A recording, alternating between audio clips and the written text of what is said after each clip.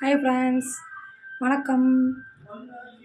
வாங்க நம்ம இப்போ சுரக்காய் கூட்டு எப்படி செய்யலான்னு பார்க்கலாம். இப்போ நான் அதுக்கு ஒரு பெரிய சுரக்காவை எடுத்து அரிஞ்சு வச்சுருக்கேன். பாசிப்பருப்பு கொஞ்சம், துவரம்பருப்பு கொஞ்சம், அரை கப்பு எடுத்து மொத்தம் 1 கப்பு அலசி வச்சுருக்கேன். இப்போ அதுக்கு தேவையான மசாலா, ஃப்ரெஷ்ஷான மசாலா ஜீரகம், பச்சை மிளகா, சின்ன வெங்காயம் எல்லாத்தையும் போட்டு நான் அரைச்சி வச்சுருக்கேன். இதுக்கு அடிஷ்னலாலாம் நம்ம சேர்க்க வேணாம். இந்த மசாலாவும் இந்த ஒருவே போதும், இன்னும் நல்லா டேஸ்ட்டாக இருக்கும். சீரகம், பச்சை மிளகா, சின்ன வெங்காயம் எல்லாத்தையும் கொஞ்சம் தண்ணி ஊற்றி அரைச்சி வச்சுருக்கேன். கடைசியாக தாளிக்கிறதுக்கு கொஞ்சம் சின்ன வெங்காயம்.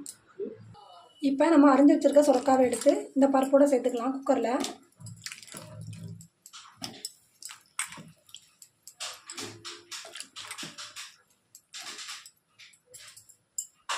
பாருங்கள் ஃப்ரெண்ட்ஸ், எல்லா காயும் போட்டாச்சு.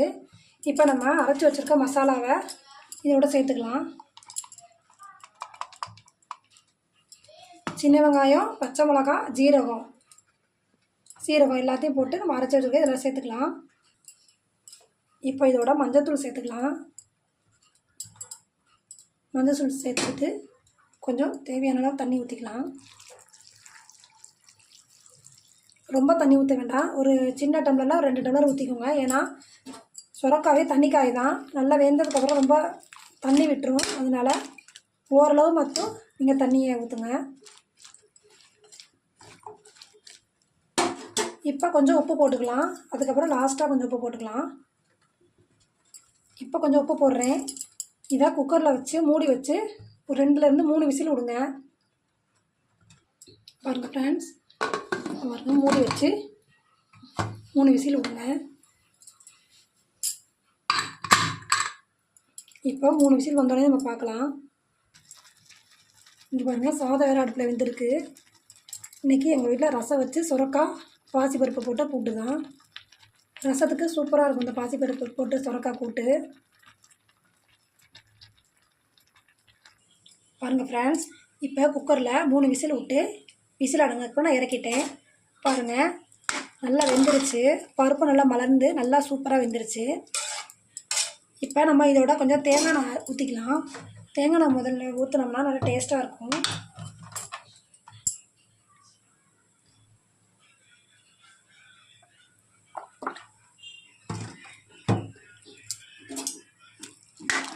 இப்போ ஃபஸ்ட்டு கொஞ்சம் உப்பு போட்டுருக்கோம்.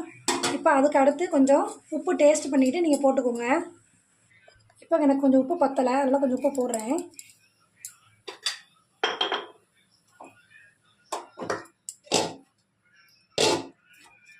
கிண்டி விட்டுக்கோங்க.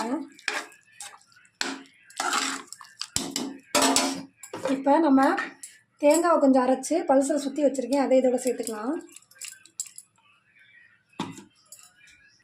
கிண்டி விட்டுக்கோங்க.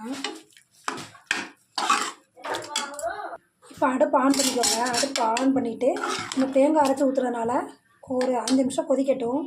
கொதிச்சதுக்கப்புறம் நம்ம தாளிப்பு கொடுத்துக்கலாம். ஃப்ரெண்ட்ஸ், இப்போ எங்கள் வீட்டில் ரசமும் ரெடி ஆகிடுச்சு. இப்போ ரசத்தை வேறு பாத்திரத்தில் ஊற்றிக்கிறேன். பாருங்கள் ஃப்ரெண்ட்ஸ், சூப்பராக ரசம் ரெடி ஆகிடுச்சு. அடுத்து சுரக்காய் கூட்டு கொதி வந்துருச்சு. இப்போ நம்ம தாளிப்பு கொடுத்துக்கலாம்.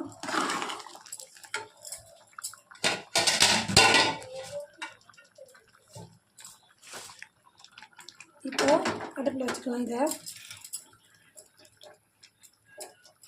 ஆன் பண்ணி தாளிப்பு போட்டுக்கலாம். அடுப்பு ஆன் பண்ணிக்கோங்க. அதில் கடலெண்ணெய் ஊற்றிக்கோங்க.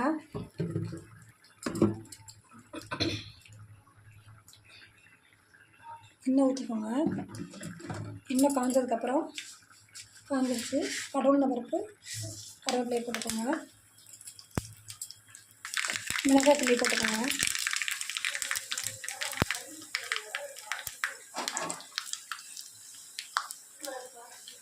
இதோட ஊற்றிக்கலாம்.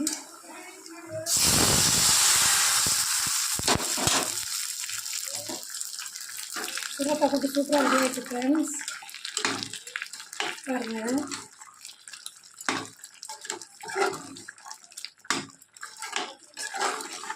இதையுமே நம்ம சாதத்தில் போட்டு செஞ்சு சாப்பிட செமையாக இருக்கும். ட்ரை பண்ணி பாருங்கள் ஃப்ரெண்ட்ஸ். ரெடி ஆகிடுச்சு. சுட சுட சாதம், ரசம், சுரக்காய் கூட்டு சூப்பராக இருக்கும் ஃப்ரெண்ட்ஸ். ட்ரை பண்ணி பாருங்கள். பிடிச்சிருந்தா லைக் பண்ணுங்கள், ஷேர் பண்ணுங்கள், சப்ஸ்கிரைப் பண்ணுங்கள் ஃப்ரெண்ட்ஸ். நன்றி.